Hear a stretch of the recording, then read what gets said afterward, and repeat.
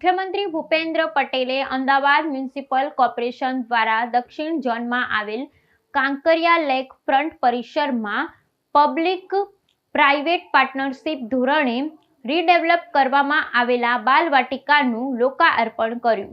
મુખ્યમંત્રી ભૂપેન્દ્ર પટેલે Ahmedabad municipal corporation દ્વારા દક્ષિણ ઝોનમાં આવેલ કાંકરિયા લેક ફ્રન્ટ પરિસરમાં પબ્લિક પ્રાઇવેટ પાર્ટનરશિપ ધોરણે રીડેવલપ કરવામાં આવેલા બાલવાટિકાનું લોકાર્પણ કર્યું. ઉલ્લેખનીય છે કે અમદાવાદ મ્યુનિસિપલ કોર્પોરેશનના ઝૂ ખાતા હસ્તક આવેલ બાલવાટિકાનું ઉદ્ઘાટન સને 1956માં કરવામાં આવ્યું હતું. બાલવાટિકામાં આવેલી એક્ટિવિટીઓ અત્યારના સમય અનુસાર બાળકોના બૌદ્ધિક અને શારીરિક વિકાસ થઈ શકે એ પ્રકારની બનાવવા બાલવાટિકાનું પીપીપીના ધોરણે રીડેવલપમેન્ટ, મોડર્નાઇઝેશન એન્ડ અપગ્રેડેશન કરવામાં આવ્યું છે.